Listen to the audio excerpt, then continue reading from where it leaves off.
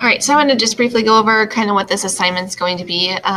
You guys are going to be practicing finding the conflict in short stories, and then I'm also going to show you how the story elements chart that we did for last week for 3.2 is a little bit different in your notebook for some certain things. So just kind of follow along and I'll show you what's going on. So on this slide, you're going to find conflict in these short stories. Okay, so I have my example here. And if you need to watch that again, because maybe you haven't watched it, you can click on that and you can watch it. You can understand why this is my example of the conflict for that, okay? But I want you to really focus on trying to use that format. Blank wanted blank, but what was in the way, okay? Because that will help you to create the full conflict. You can't just say a character wanted something because that's not a conflict yet. You have to say what's in the way. So character wanted blank, but blank is in the way, okay? So you can kind of see how I did that. Blank wanted blank, but blank. So right here, this is the first blank. The little bird wanted to eat, but the food was next to the ocean and the waves scared him and washed him away. So that's my conflict, okay? So you're going to be doing the same thing for all three of these. You're going to do bound in, you're going to watch it, and then you're going to type the conflict here. You can erase this and just type your conflict. Same format, blank wanted blank but, okay? Then you're gonna watch Clark the Shark. Same idea, it's a short story, but it still has like that video aspect to it. And you are going to do the same thing. Find the conflict. All you're worrying about is the conflict on this, okay? And then we have this one, this is a short story, One Girl's Dream. So I'm gonna have you read that, and then you're going to type the conflict here, okay? So that's what you guys are going to do for this slide. The next slide, for slide 4, I guess if you're hybrid, I guess it's not slide 4. But anyways, for this slide, what I'm trying to show you is what is in your notebook, actually. Okay, so it's a quarter 3 skill practice.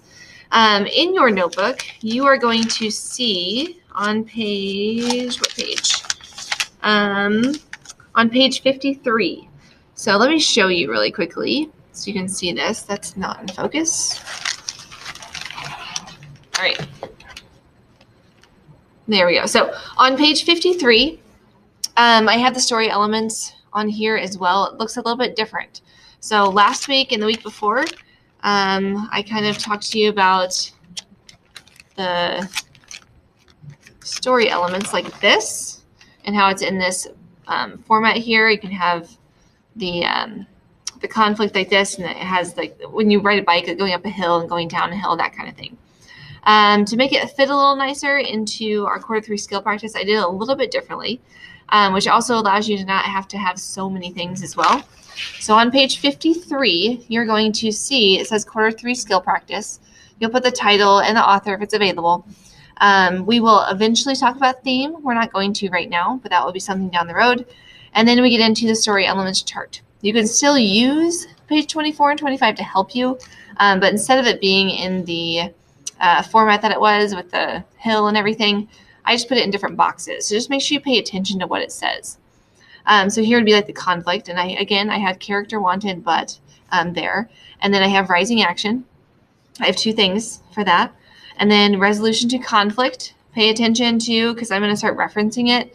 Right here it says R2C. That's resolution to conflict. So just know that sometimes I may reference it to that. So just take a look at that. And making sure that the conflict matches the resolution of the conflict. So did the character get what they wanted? That kind of thing, okay?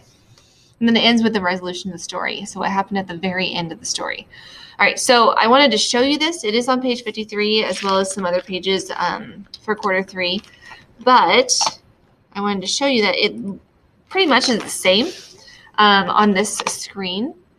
So I'm just showing you that going from what we did before for this story elements chart, what goes where. Okay, so conflict is right here. It's from this portion in the previous one that we did. It will go right here. Rising action with the orange arrow goes over here. Resolution to conflict is the turquoise arrow, goes here. and then resolution of the story is that blue arrow, and it goes here. So it's essentially the same thing, but you're leaving out the exposition. You don't have to tell me that, and you're leaving out the following action, and you don't have to tell me that one, okay? But just make sure that the conflict and the resolution of conflict, that they match. Use these things to help you, where it says afterwards, so character wanted, but after conflict and before the R2C, which is the resolution of conflict. Did the character get what they wanted? Look at those things. I put them there for a reason, to help you. So please use them, okay? So you'll be looking at this, just kind of going through. I have another video I'm going to talk to you about on this one as well. So just know that that's going to be later on. All right, and then the next slide, you are going to be filling this out along with me. So there'll be a video, and that video will be right down here. It's not here yet. I haven't made it yet, but it will be on number 3. If you need to watch Piper again, I do have that link, so you have that there if you need it. But we are going to fill this in together. So I'm going to show you how to fill in the quarter 3 skill practice, so you kind of understand it. So then next week, when I have you do the story elements chart this way, you'll understand it instead of doing it this way. Okay? And then you are going to make sure that you take a picture of page 53 in your notebook and put it on this slide. That way I know that you have the quarter 3 skill practice and you'll be ready to go for next week. So what I just went over, you'll take a picture of that and put it on that slide, just so you know you're ready. And then you'll make sure that you read. Make sure you're reading. I know some of you got some lower grades on your reading stamina this past week because I asked you to show me your reading documentation in the back, and a lot of you didn't have anything really filled in very much. So make sure that you are doing that and you're recording your reading, because otherwise when you're at home, I don't know if you're reading. So record it so the next time when I see it, I can give you a higher grade, hopefully. Okay? All right. Make sure you click on all the video links that you need to throughout the whole activity and lessons here, and you should be good to go. All right.